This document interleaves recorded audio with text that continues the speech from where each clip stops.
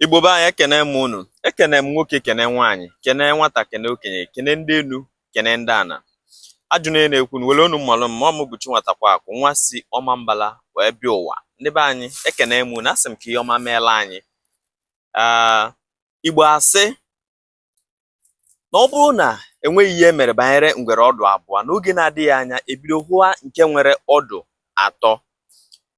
Nke bụ eziokwu bụ na ọ bụ na ihe mee nwata na akpịrị, ọ gaghị ama n'ilu asọ mmiri bụ nnukwu ọrụ ka ọ bụ. O nwere onye na-emegbu anyị bụ ndị Igbo, anyị nwa na-eme onwe anyị. Ihe na-esi nwa mkpi isi ya na-arụ kpatara o ji bụrụ achọba ebe mkpi si bi ụwa ejebe ikwu nne.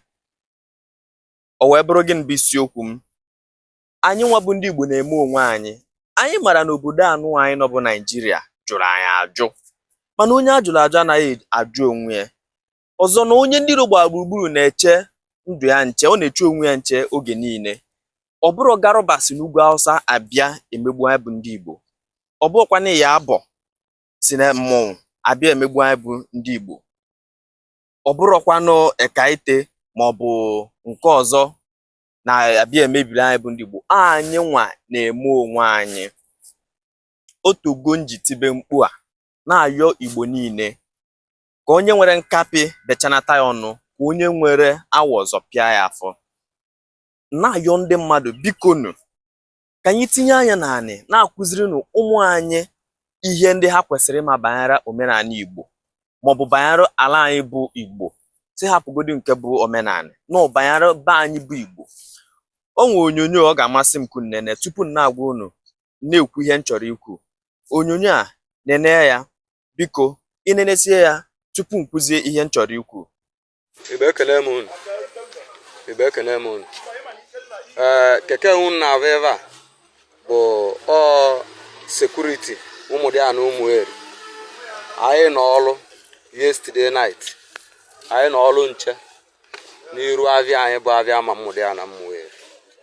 So anyị wee nweta keke na-aba towards 3:30 to 4. Ife bụ n'ime keke enwe bụ evi nwụrụ aṅụ na ewu nwụrụ aṅụ. Otu a ka ọ dịkwa nke a. Ụnụ anya ovu na ijiji na-ebegasị na ya. Ebe a bụ anụ nwụrụ aṅụ lele ule eji wee chụọ aja. Anyị wajụọ kedụ ebe basi wee bute.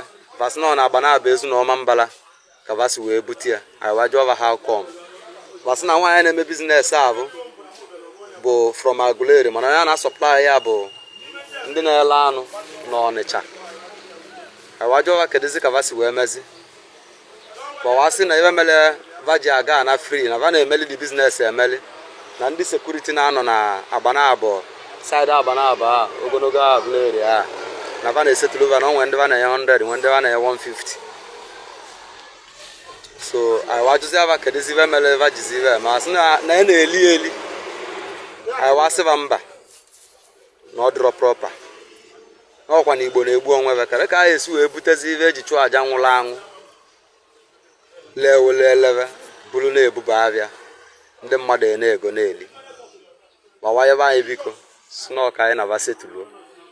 Anyị wasịva na anyị na-aba ya emenwuru dị setụlment ahụ na anyị alaiki ka anyị rescue life ndị mmadụ along the line.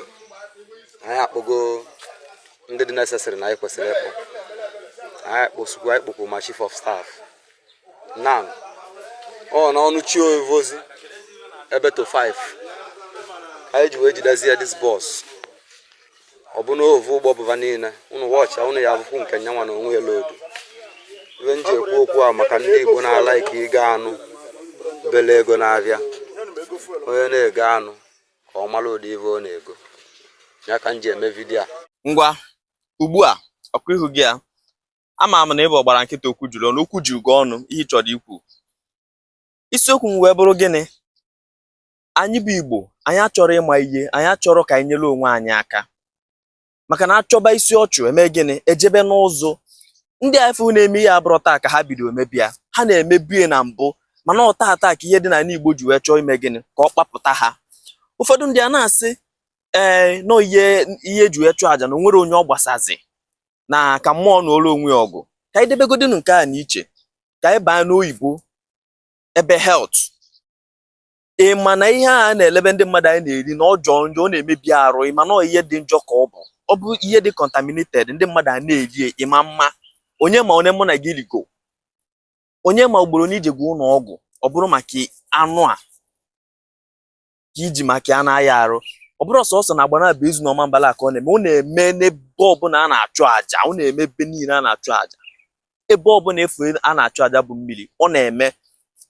Mana o ya enwerịrị ndị nọ n'ụmalụ na ụdị ihe a na-eme, ha gba nkịtị. Nke bụ ezie bụ na ọsọsọ Obinigwe mara nke bụ eziokwu. Anyị marọ ma ndị a mana onwe ndị a na-akwụ ụgwọ bụ ndị nche a na-akwụ ụgwọ. Mana ụzọ nke dịka ibe bụ na anyị na-ekene ndị a, ndị nche Aguleri a bụ ndị a jidere ndị a. Anyị kwuru sị na ihe ọma ga-emere ha. Dịka anyị na-aga n'iru, enego m ya anya fụ na ekwesịrị ka arụtụ ihe aka. Oge na-adịghị anya na Maazị Chinwetakwaku maọbụ vidiyo ọzọ ga-apụta na mma akụzi maka àjà, otu esi achụ àjà, onye kwesịrị ịchụ àjà, ụzọ dị iche iche esi achụ àjà. Maka na ndị a na-eji eburu ihe a n'ụzọ ha na-ebutere onwe ha abụmọnụ. Ụmụ abụmọnụ ị na-emetere onwe ada anọkọta amụ ofeke. Mmadụ adịghị anọkọta ofeke, adịghị anọkọta abịalụ mmadụ ụwa. O nwere ihe imetelụ o ji bịara, o nwere ike gbanarị ya, mana ndị so gị n'azụ ama mgbanarị ya. Igbo mụrụ nze m ọzọ, enebe ka ikpere ukwu si eji ama na mmiri na ncha dị n'obi ga-agwụ. Ka anyị kwụsịgodi ya n'ebe a. Daalụ na ụmụnne m.